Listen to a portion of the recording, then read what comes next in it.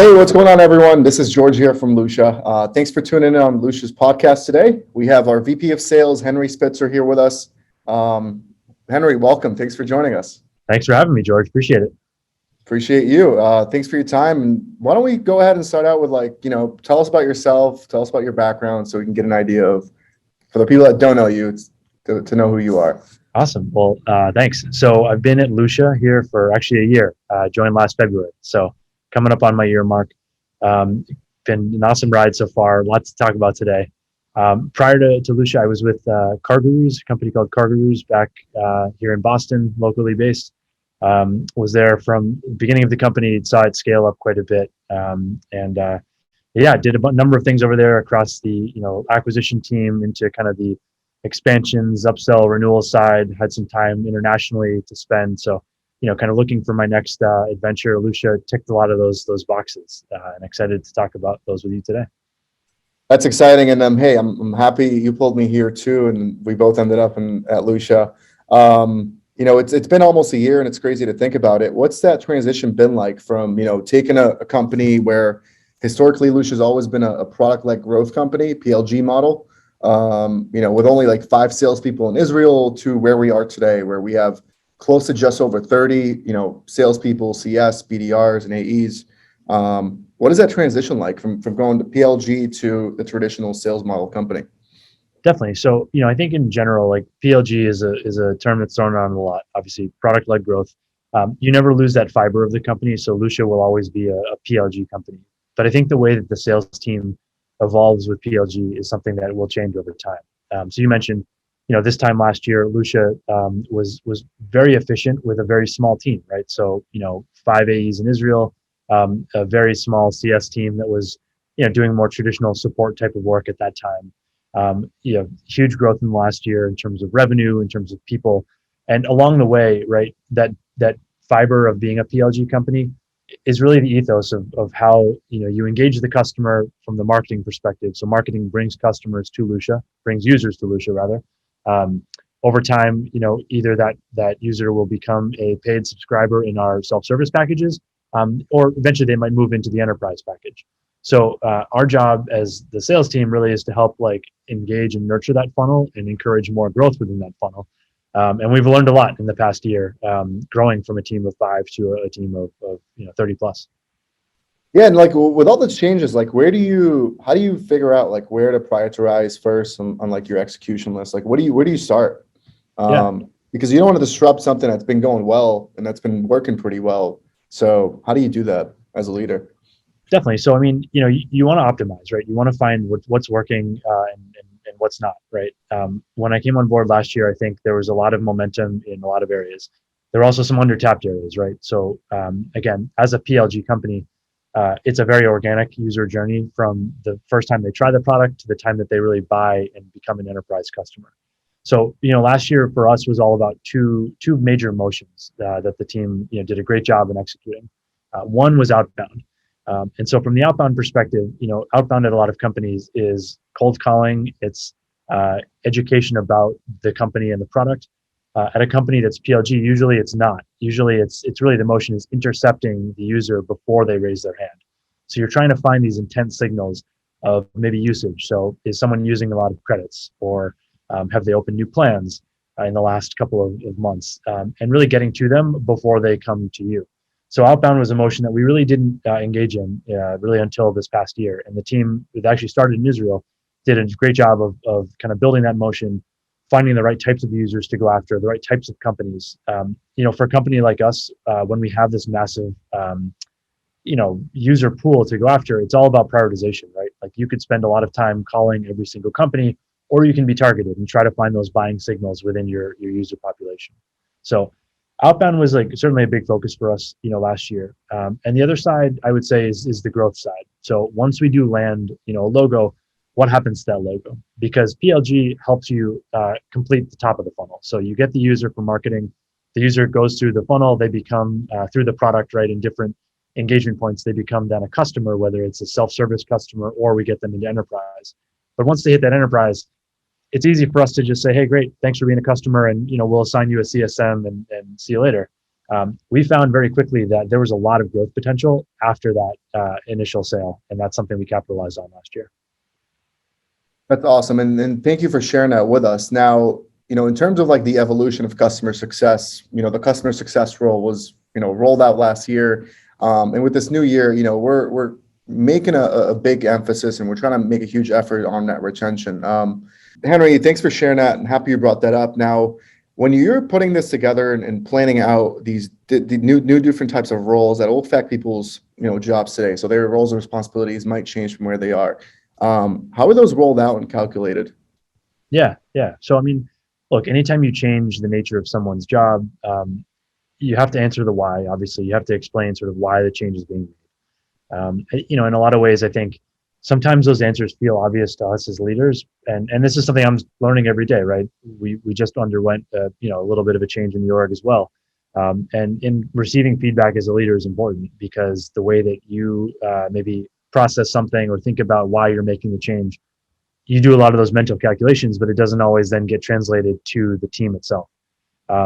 So I think in making these changes, it's really important to know the why, and also look back at how the team has historically done. So, as a concrete example, right, this year when we started, we looked at the CS team, which again was about 2 or 3 people that were doing a combination of a little bit of renewals. One person was handling purely renewals. 2 people were handling usual startup stuff. So it's like when you're a CS team and you're in a startup, you're handling everything, right? And I think we know that. So we looked at that and said, okay, let's look at the impact of the work they're doing now, and then let's look at the impact of what we could do. We realized, hey, we have 1,000 plus enterprise customers, right? We're very reactive in terms of the way we deal with our customers, right? Because again, we're scaling. We had a lot of growth last year, so it's just the evolution.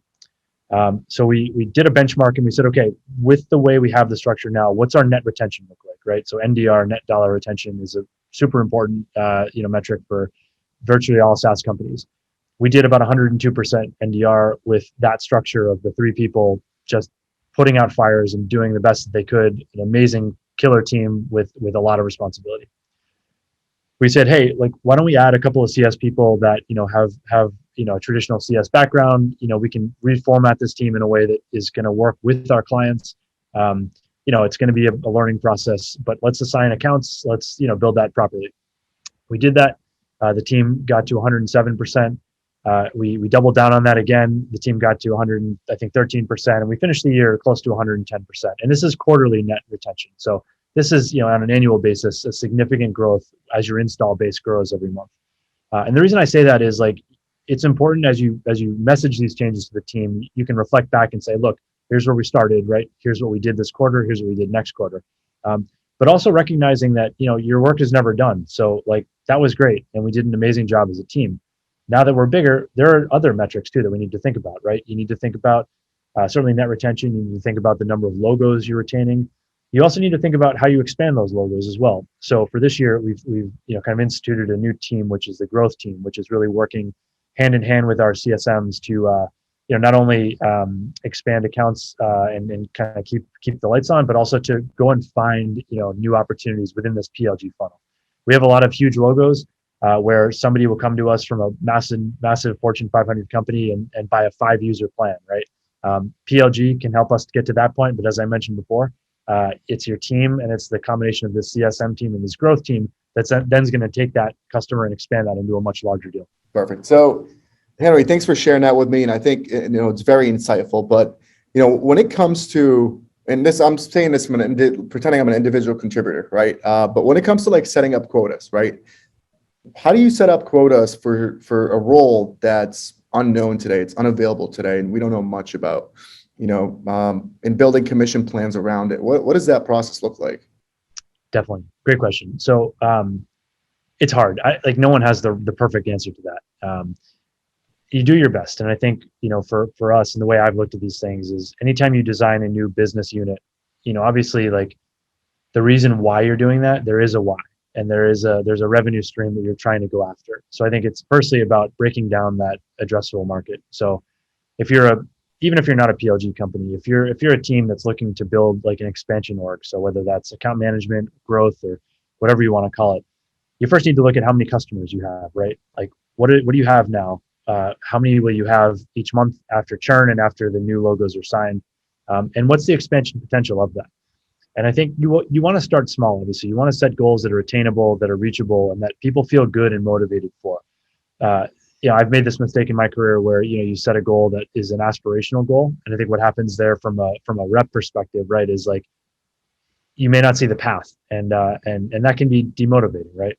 You have to find that balance of a goal that's attainable but also challenging, because if it's not challenging, then you've set the goals too low, and you've left money on the table as far as the business goes. So I think to summarize it, it's really like looking backwards at how can I dissect this revenue stream that I'm going after, and then how do I build it in a way that like I've got the right number of people and I've got the right goals to make it happen.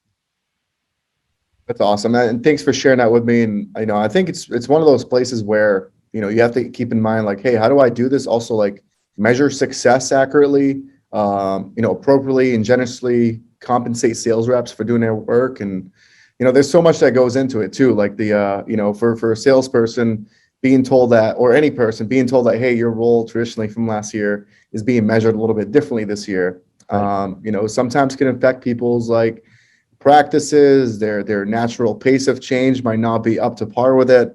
So like in those cases, like what are some best practices that you help take, or at least take the direction and guiding people into, so they don't feel like they're being left out, or maybe something isn't working in their favor in particular? I think we're all in tech and SaaS roles, right? So every company that's worth its weight in gold right now is making decisions off of data. So number one, it's coming with data to say, look, hey, and in our case, right, it's looking at the success of the customer success team last year that started to take on some of this upsell responsibility, that built this track record of 110% quarterly net NDR.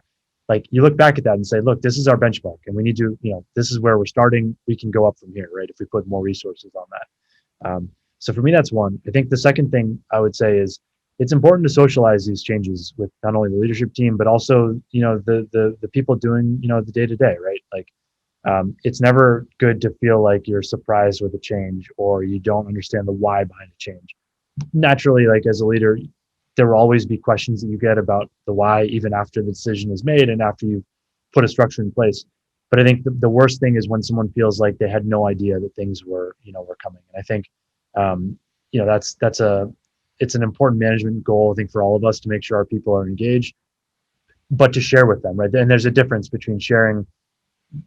If the idea is not solid yet, there's a danger in sharing ideas, because like you can kind of confuse people and sort of build a lack of stability there. But I think once you have that vision, and once the leadership team is aligned with the direction you're going in, sharing that with the team even before the final decisions are made is important to make people buy into the decision and also feel like they're part of it, right? And they can give you your feedback beforehand, not at the go time when you need to go forward, right?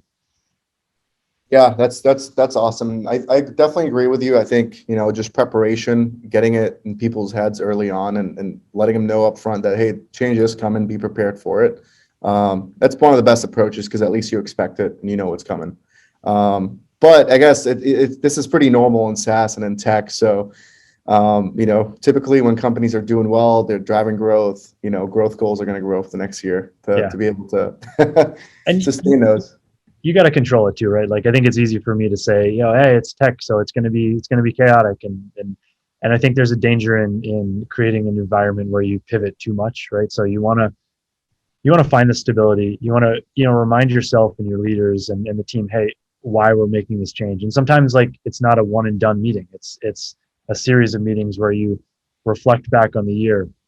You look at the wins, the losses, the successes, the areas of opportunity.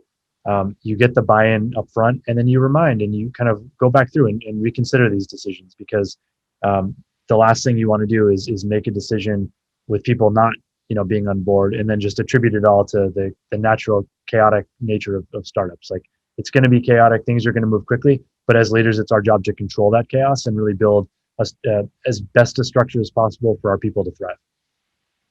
Love that. I think this has been awesome, Henry. Thank you a lot. I mean, it definitely shows that we learned a lot from 2021, and it's going to help shape and drive our go-to-market plan for 2022. And I'm very excited for what's to come this year. Anything you'd like to add for our listeners here before we cap this off? I would say good luck to everybody here in 2022. I think, you know, we all had in many ways a much better year, I think, than 2020. So things are going up, I think, for everybody as far as work-life balance. Take a vacation, you know, make sure you're taking care of yourself, whatever your role you're in. I think it's super important. And happy selling. It's going to be a good year. That's awesome. Thanks, Henry. And thanks everyone for listening in. Have a good rest of your day. Thanks, George.